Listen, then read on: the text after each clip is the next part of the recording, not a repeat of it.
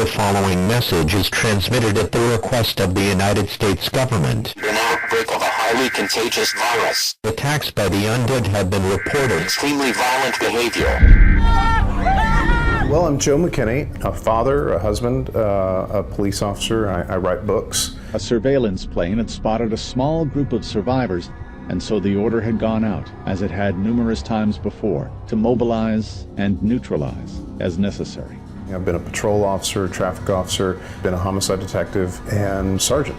The most important way that it's colored what I write really kind of helped me flesh out characters and get at their motivation. That's the key part of storytelling is character. I knew from the first date this girl was it for me. I had asked her to marry me. Along came my daughter. Dead City came along right after that. I heard the newscaster say something about the flooding down in Houston. Then I heard something about volunteers from the Red Cross being attacked and beaten by the flood victims they were trying to save. I remember looking in on the nursery and thinking to myself, my God, the world just got so much more complex. Zombies are commonly used as metaphor. Its roots lie in the name of the goddess, Nzambi, which means the spirit of the dead. For my fiction, I guess you could call it fear of becoming a parent. At the time that I wrote Dead City, Robert Kirkman had just started doing The Walking Dead, the graphic novel, but really nothing like it is today where, zombies are so ubiquitous. I wanted to make my zombies something other than what you would see shambling out of a Romero film.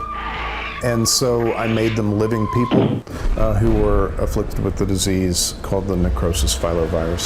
Came across those families of hemorrhagic fevers, highly contagious, unfocused aggression in Ebola and Marburg's depersonalization to a huge degree. It was perfect. I mean, that's essentially a zombie.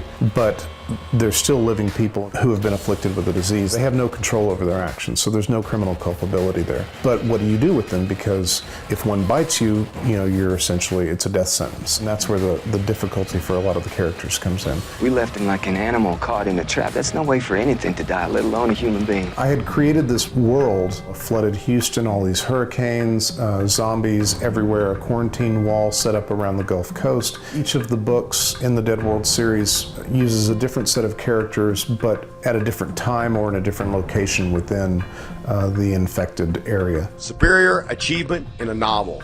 Well, the Bram Stoker Award is given out yearly by the Horror Writers Association. I've heard it called sort of the Oscars of the horror writing community. Flesh Eaters by Joe Mckinney. Already there was an inch or so of brackish water covering their lawn, and a sharp, howling wind sent lines of lacy silver waves through it. Everyone always says that writing is such a lonely profession, and for me, it hasn't been at all. My younger one picked up a copy of Flesh Eaters, and she said, Flesh Eaters is my favorite because it has a strong female protagonist. My two wonderful daughters, Elena and Brenna, the light of my life.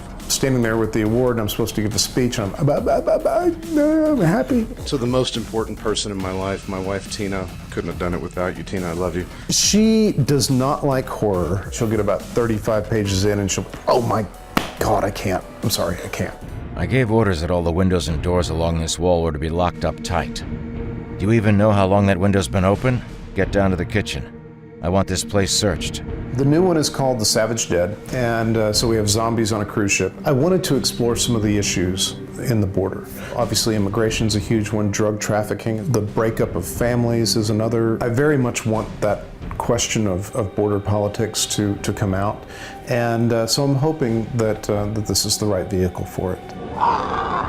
It doesn't really matter what you're afraid of, whether it's disease or death in general or illegal immigration or being disenfranchised from your right to vote. We've got a zombie that can be a metaphor for that. There's a very weird similarity between fans of zombie fiction and the zombie itself. Fans of zombie fiction are devouring this stuff like a zombie would devour us. There's so many different ways to get your zombie fix.